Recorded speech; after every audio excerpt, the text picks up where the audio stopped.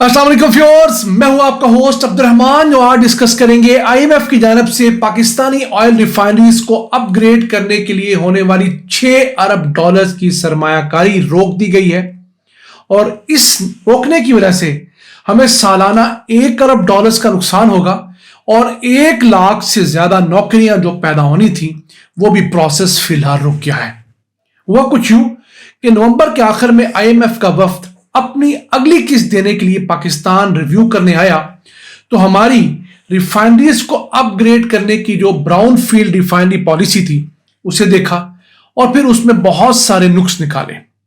अब पाकिस्तान के अंदर 5 ऑयल रिफाइनरीज ऑपरेशनल हैं जिनको अपग्रेड करने पे 6 अरब डॉलर्स की सरमायाकारी होनी है और जब ये अपग्रेड हो जाएंगी तो हम अपनी जरूरत का सारा petrol, diesel, gasoline, jet fuel Pakistan के अंदर रिफाइन कर पाएंगे।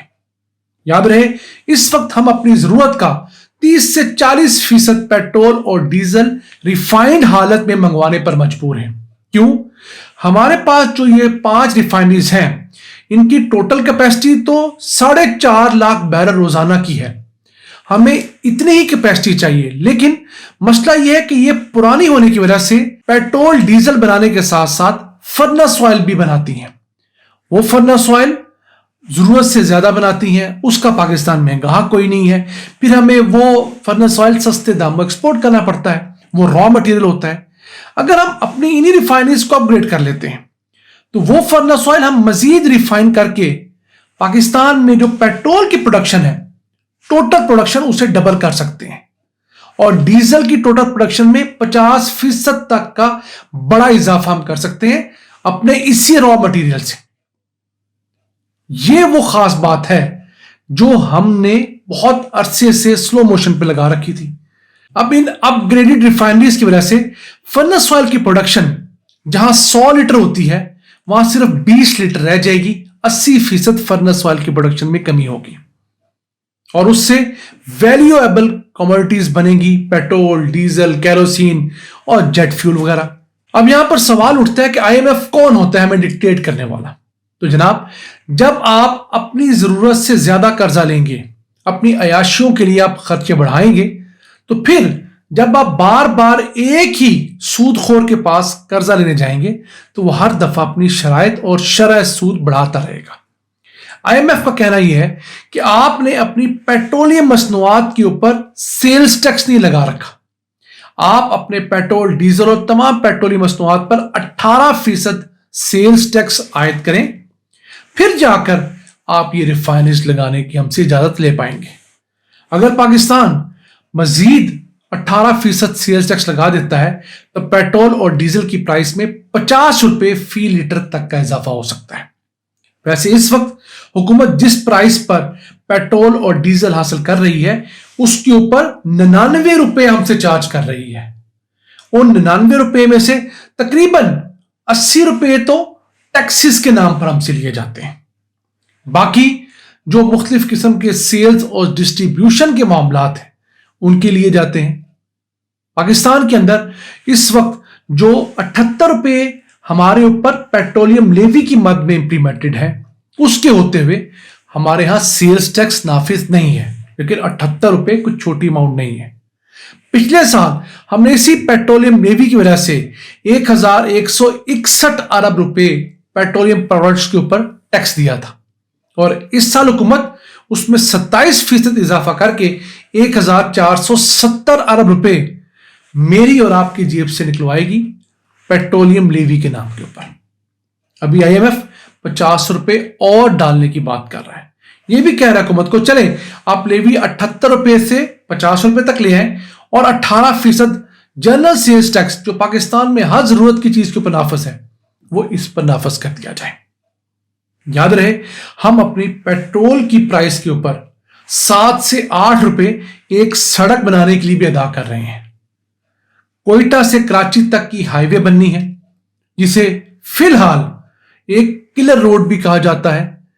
उस हाईवे को कंस्ट्रक्ट करने के लिए वफाकी हुकूमत जेब से पैसे नहीं डाल रही, मेरे आपकी जेब पर हाथ डाले हुए अब तक 66 अरब रुपए वफाकी हुकूमत ने इस N25 की तामीर के लिए हमसे निकलवा लिए हैं। कैसी बात है।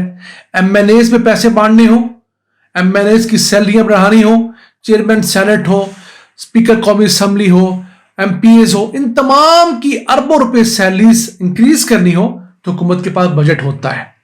अगर नहीं बजट होता तो बलूचिस्तान की इस अहम सड़क के लिए बजट नहीं होता और हम सबसे गन पॉइंट के ऊपर एक्स्ट्रा पैसे चार्ज किए जा रहे हैं। गरीब से गरीब शख्स भी दे रहा है हर लीटर के ऊपर 7 से 8 रुपए, और अमीर शख्स को शायद इतना फर्क नहीं भी पड़ता।